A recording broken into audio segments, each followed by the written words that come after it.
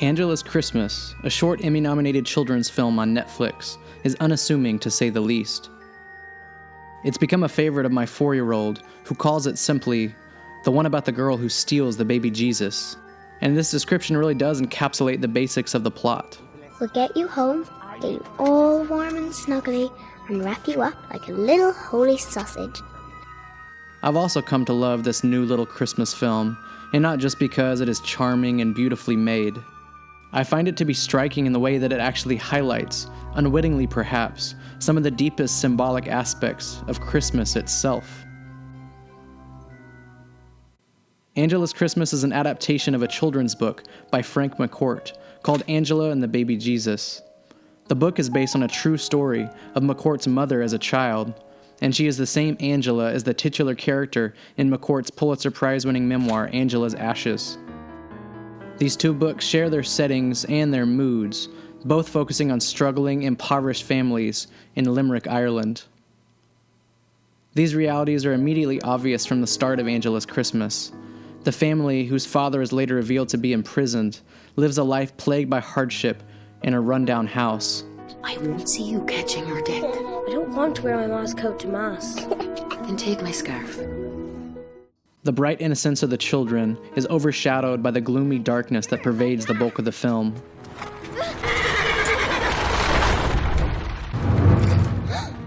I'm telling Mom! I'm not telling Mom! Angela's world is marked by images of moral darkness that embody the harsh realities of the adult world. Much like the Advent season, it is the darkest of nights, hopefully anticipating the appearance of light.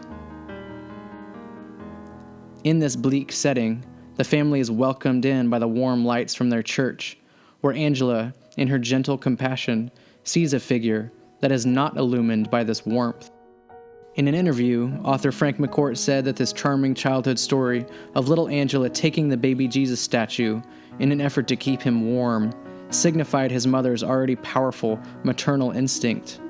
Kindness was her umbrella of virtue, McCourt said.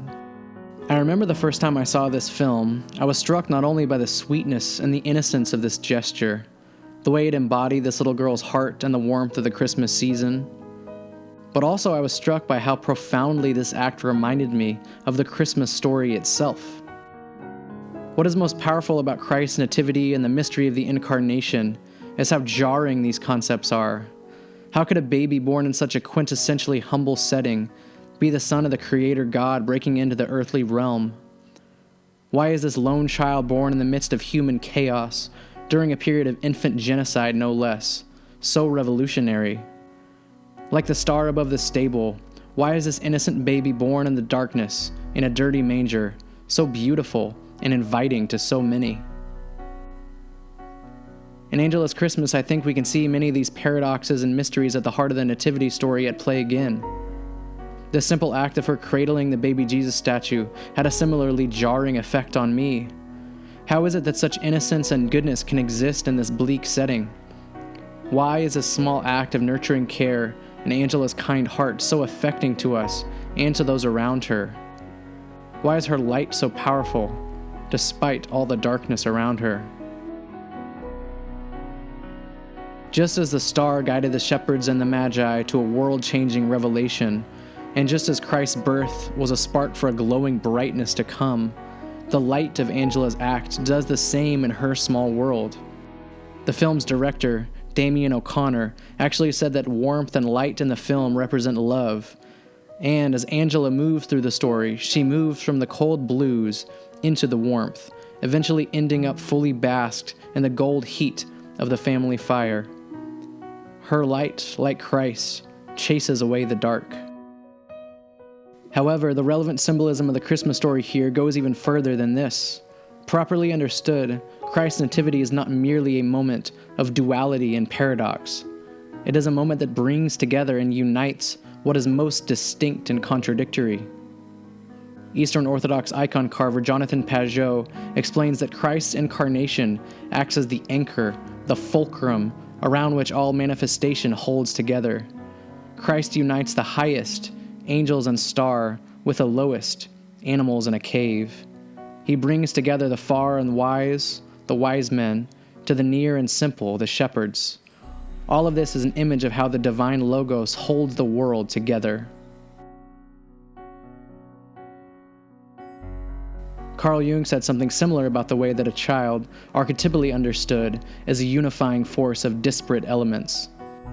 The child is all that is abandoned and exposed, and at the same time divinely powerful, the insignificant dubious beginning, and the triumphal end. I think we can see this sort of unification and bringing together of opposites also played out in Angela's story, from her dubious beginning to her triumphal end. Her family is brought closer together in the same spirit that her father tried to enact when Angela was born. Her brother, who pesters and teases her, has a sudden shift in heart towards sacrificial love for his sister at the end. She was only warming the baby Jesus. You won't put my sister in jail. You won't. Then put me in the Limerick jail.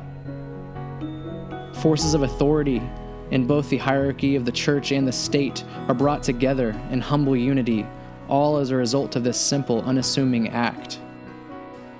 Even I can see that you have a good heart, me darling. Merry Christmas. And the blind beggar, who is an early embodiment of the story's harsh setting, is welcomed into warmth, also as a result of Angela's kindness. Her act, like the birth of Christ, draws people from all walks of life to come together in humility in the light of something greater than themselves. So when I watched the film a second time, the opening image of a candle illuminating darkness had an entirely new depth of meaning to me. It is light that is emblematic of the light that, as the film's theme song proclaims, shines on all the things to come.